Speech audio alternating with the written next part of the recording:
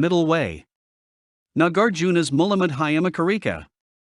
Translation and commentary by J.L. Garfield, Part 1, the text of Mulamadhyamakarika. Chapter 23, Examination of Errors 1. Desire, hatred and confusion all arise from thought, it is said. They all depend on the pleasant, the unpleasant, and errors. 2. Since whatever depends on the pleasant and the unpleasant does not exist through an essence, the defilements do not really exist. 3. The self's existence or non-existence has in no way been established. Without that, how could the defilements' existence or non-existence be established? 4. The defilements are somebody's. But that one has not been established. Without that possessor, the defilements are nobody's. 5. View the defilements as you view yourself, they are not in the defiled in the fivefold way. View the defiled as you view yourself, it is not in the defilements in the fivefold way. 6. The pleasant, the unpleasant, and the errors do not exist through essence. Which pleasant, unpleasant, and errors could the defilements depend upon? 7. Form, sound, taste, touch, smell, and concepts of things, these 6 are thought of as the foundation of desire, hatred, and confusion. 8. Form, sound, taste, touch, smell, and concepts of things, these 6 should be seen as only like a city of the Gandharvas and like a mirage or a dream.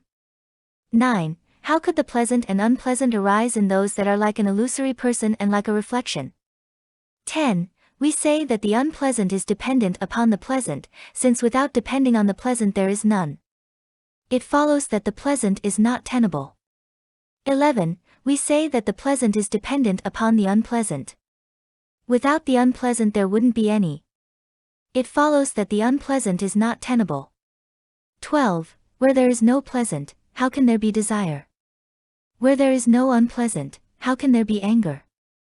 13. If to grasp onto the view, the impermanent is permanent, were an error, since in emptiness there is nothing impermanent, how could that grasping be an error? 14. If to grasp onto the view, the impermanent is permanent, were an error, why isn't grasping onto the view, in emptiness there is nothing impermanent, an error?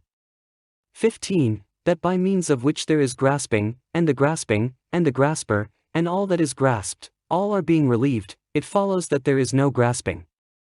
16. If there is no grasping, whether erroneous or otherwise, who will come to be in error?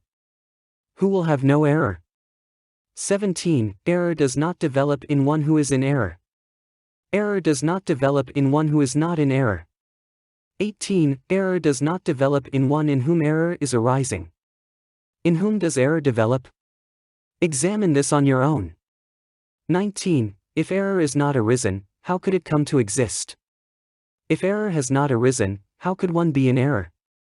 20. Since an entity does not arise from itself, nor from another and from itself, how could one be in error?